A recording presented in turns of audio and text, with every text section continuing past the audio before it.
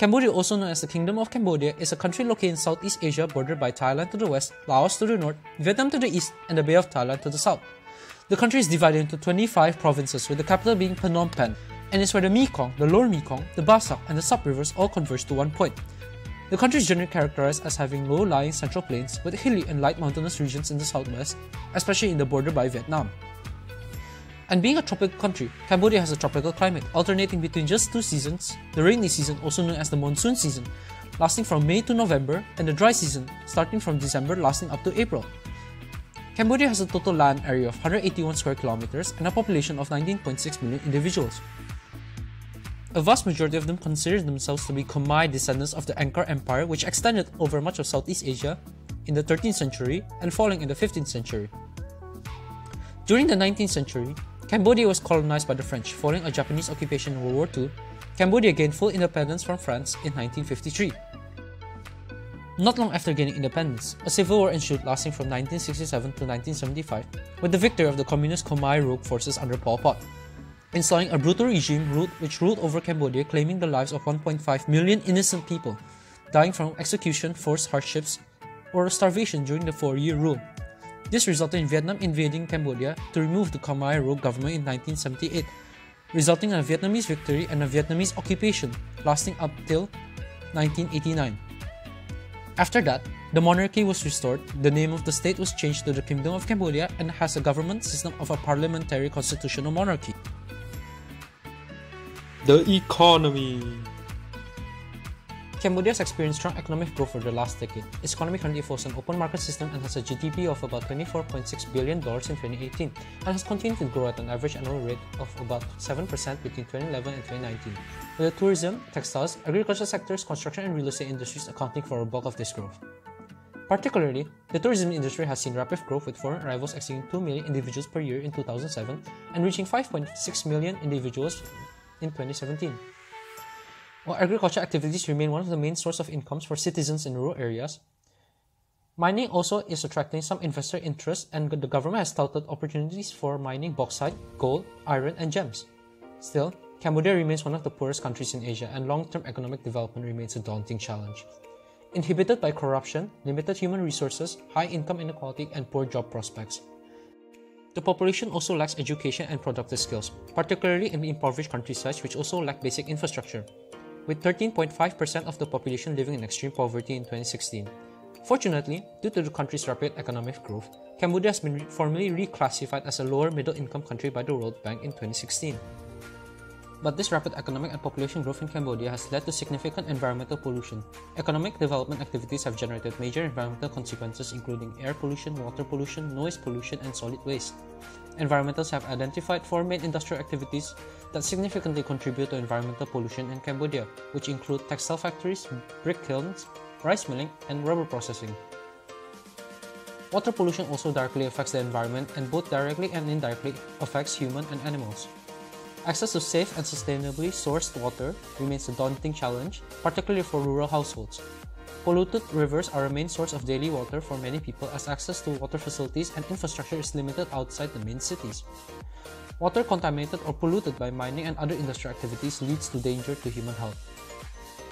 The country also suffers from a lack of solid waste management and disposal. Waste generated is directly associated with the population growth, which leads to concerns for the environment and human health. Given the lack of proper waste management practices and limited public awareness, it remains one of the greatest environmental challenges Cambodia has to face. Cambodia is also rich in natural resources, such as oil and gas, timber, and other different minerals, which gave rise to several environmental issues which Cambodia now has to face. These issues can cause a chain reaction of negative impacts on the environment in Cambodia.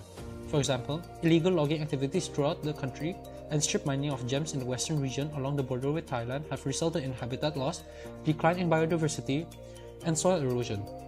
In particular, coastal ecosystems are being choked by sediment washed loose from deforested areas inland, and the destruction of mangrove swamps threatens natural fisheries, resulting in loss of biodiversity. The culture. Although Cambodia is regarded as a landscape marvel, Cambodian culture has had a rich, varied history dating back many centuries and has been heavily influenced by India. Throughout Cambodia's long history, a major source of inspiration was from religion.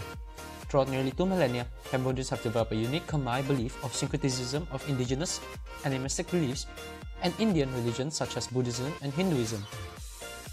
And another aspect of Cambodian culture is their food.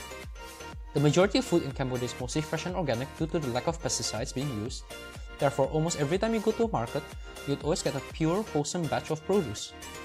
And although fish is still the main source of protein consumed due to all the rivers in the country, the majority of Cambodians are entomophagous, or people who consume insects in their diet.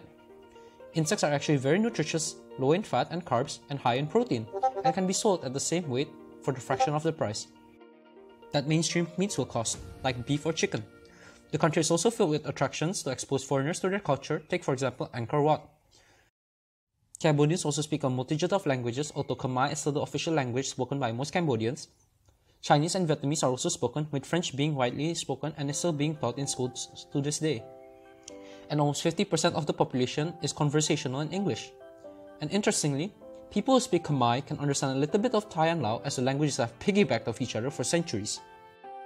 Diplomacy. Although Cambodia has had to deal with a lot in the past half century and is trying to grow, sometimes to grow, you need a little help from others. Although relations are generally okay today, Cambodia does essentially have a little historical beef with its neighbors Thailand and Vietnam. Historically, Thailand used to be the archenemy of Cambodia and went through a number of conquests to rule over the entire area.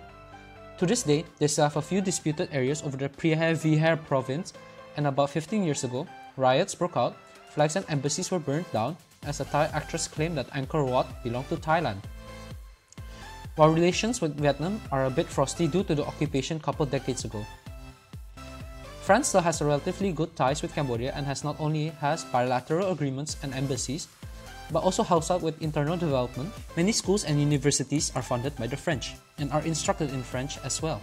However, due to the tourism sector, Cambodians are favoring English more as a second language rather than French. In terms of countries with the closest relationship with Cambodia would probably be China, Japan, and South Korea. All three of these countries invest the heaviest in the country's infrastructure, and they have helped build roads, buildings, malls, and business centers all over. And large flocks of Koreans and Japanese regularly visit Cambodia for vacation and are welcomed with open arms. Cambodia today, like the entire world, is going through the global coronavirus pandemic, which originated from the city of Wuhan.